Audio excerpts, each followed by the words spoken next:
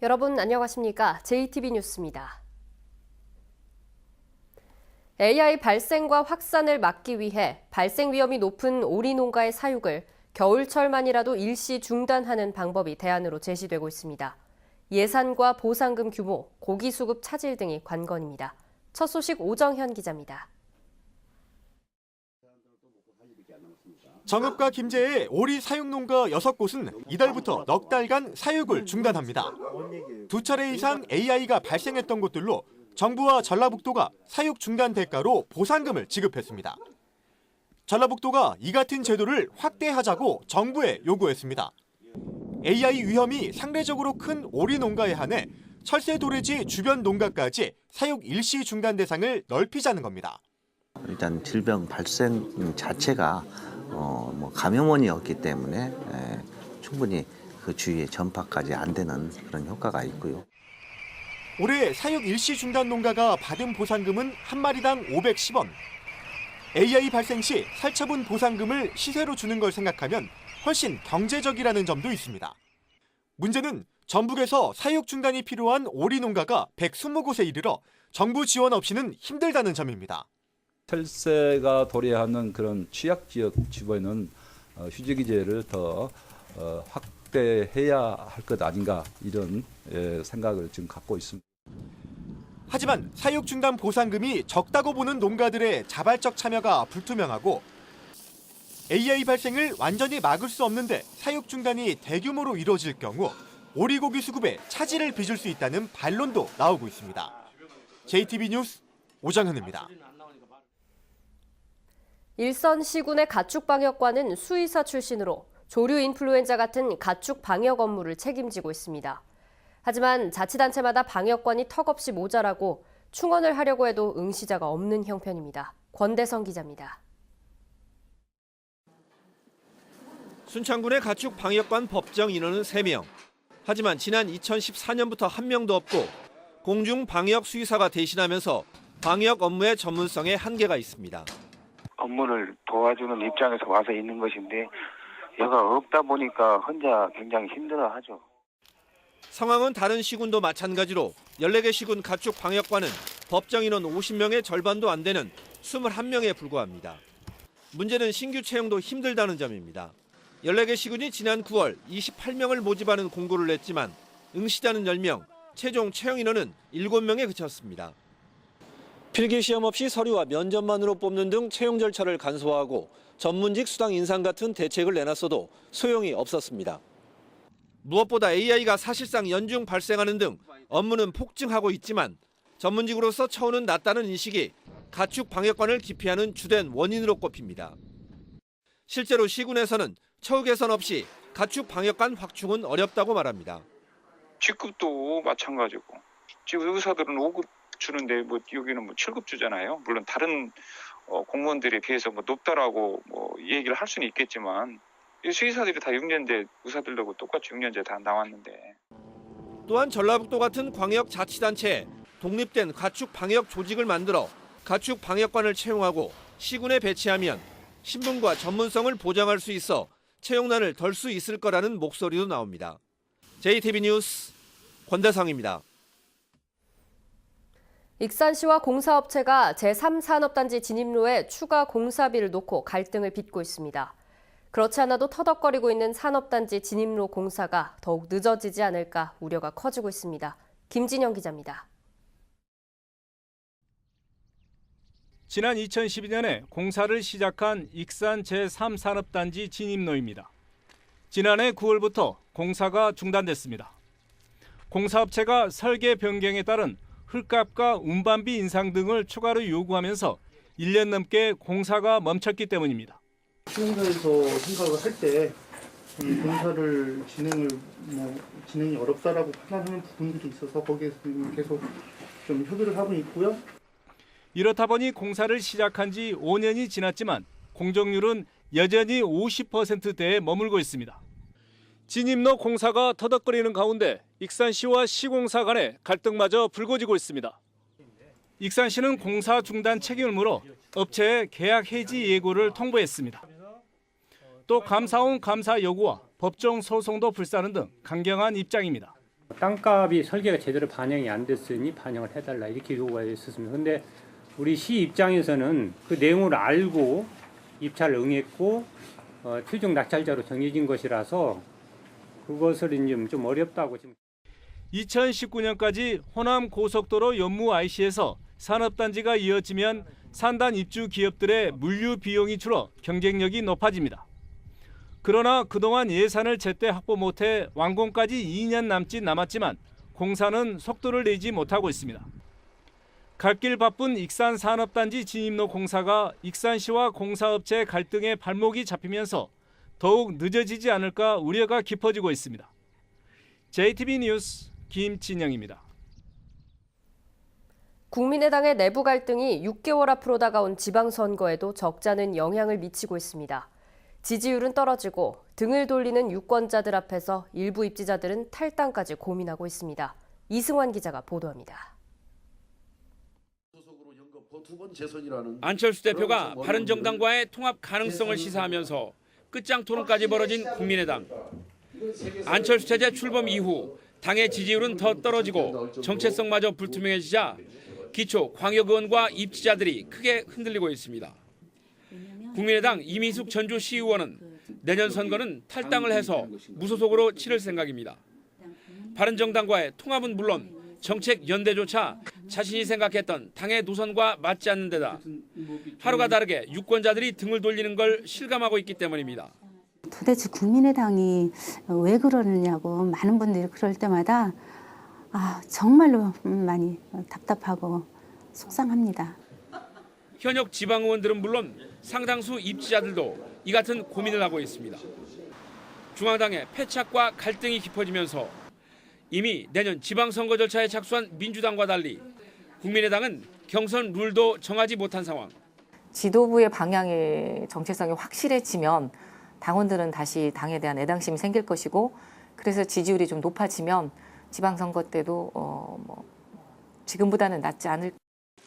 하지만 당내 갈등이 조기에 봉합되지 않고 장기화할 경우 파장은 더 커질 수밖에 없습니다. 중앙정치의 다당제와 호남정치의 양당제를 내걸고 출범한 국민의당의 내용이 심화되면서 내년 6월로 다가온 지방선거 구도에도 적지 않은 변화가 예상됩니다. JTB 뉴스 이승환입니다. 석 달 전 한 협동조합이 수십억 규모의 유사수신 혐의로 경찰 수사를 받고 있다는 보도 해드렸는데요. 경찰이 수사를 마무리하고 조합장 등 임원 3명을 기소 의견으로 검찰에 송치했습니다. 정원익 기자입니다. 4년 전 출범한 익산의 한 협동조합입니다. 원금과 20% 이상의 수익을 보장하며 투자자들을 끌어모았지만 1년 전부터 원금과 이자 지급이 모두 중단됐습니다. 쌀육살 사업도 하다가 주유소 사업도 하다가 실패를 했어요. 우리 피해를 정도 맞고 솔직히 조합원들이 다 고통을 받고 있는 건 맞으니까. 이자는커녕 원금마저 돌려받기 어렵게 되자 일부 투자자들은 경찰에 고소장을 냈습니다. 경찰이 6달 만에 수사를 마무리하고 조합장 등 핵심 임원 3명을 불구속 기소 의견으로 검찰에 송치했습니다. 유사수신과 방문판매법 위반, 사기 혐의인데 투자자 16명으로부터 16억 원을 챙긴 것으로 드러났습니다. 경찰 수사 결과 실제로는 400여 명이 300억 원 이상을 투자한 것으로 확인됐습니다. 하지만 원금의 일부라도 회수하려는 투자자들이 협조하지 않아 어려움을 겪었습니다. 피해자들이 나이 드신 어르신들하고 주부들이다 보니까 언젠가는 내가 피해금을 받을 수 있겠다라는 생각 때문에 피해 진술을 많이 꺼려해서 조합장 등은 석 달 전 투자자들에게 매달 3%씩 원금을 갚겠다는 약속도 지키지 않고 있습니다. 경찰은 앞으로도 피해자들이 더 나타날 것으로 보고 추가 수사 여부를 결정할 계획입니다. JTB 뉴스 정원익입니다. 남원에서는 겨울철 대표 과일인 딸기가 출하되기 시작했습니다. 순창군이 전주대와 함께 농생명 산업 발전에 힘을 모으기로 했습니다. 시군 소식 하원호 기자입니다. 가지마다 빨갛게 익은 딸기가 탐스럽게 매달렸습니다. 겨울철 대표 과일인 딸기가 본격 출하되기 시작했습니다. 남원시 송동과 금지, 주생 등에는 420여 농가가 시설 딸기를 재배해 해마다 280억 원의 소득을 올리고 있습니다. 천적을 이용한 친환경 딸기를 재배하고 항상 그 맛을 최우선으로 생각하고 재배를 하기 때문에 소비자 여러분들 믿고 사 드셔도 되겠습니다. 순창군과 전주대가 농생명 산업의 발전을 위해 힘을 모으기로 했습니다. 두 기관은 4차 산업혁명 시대 농생명 산업의 발전을 위해 연구 설비와 기술 인력의 협력 체계를 구축하고 교육과 현장 실습에 도움을 주기로 했습니다. 장수군 농업기술센터가 농촌진흥청 국립식량과학원과 공동으로 고품질 사료작물 재배 정보를 담은 안내책자를 만들어 농가에 배포했습니다. 책자에는 사료작물의 종류와 재배 시기, 재배 기술 등이 정리돼 있어 고품질 사료작물 생산에 도움을 줄 것으로 기대됩니다. JTB 뉴스 하원호입니다. 일가족 3명의 공무원 채용비리 의혹을 받는 완주군 의원에 대해 공무원 노조가 의원직 사퇴를 촉구했습니다. 완주군 공무원 노조는 성명서를 통해 전주방송의 보도로 경찰의 내사가 시작된 가운데 이번 사태는 투명하고 공정해야 할 인사행정에 의회 권력을 앞세워 고유 권한을 간섭하고 청탁하는 구시대적 적폐라고 주장했습니다. 또 해당 의원은 경찰 수사 뒤 법적인 책임을 따지기 이전에 도의적, 정치적 책임을 지고 스스로 의원직을 물러나는 것이 타당하다고 강조했습니다. 교육부의 서남대 폐교 결정에 대해 전라도의회가 당혹감과 허탈감을 넘어 분노를 금치 못한다며 폐교 조치 철회를 촉구했습니다.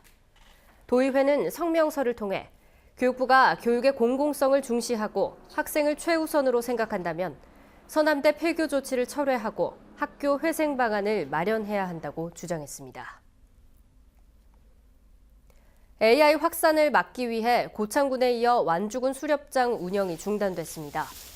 전라도는 지난 20일부터 고창군 수렵장 운영을 중단한 데 이어 오늘부터 오는 30일까지 완주군 수렵장 운영을 일시 중단하기로 했습니다.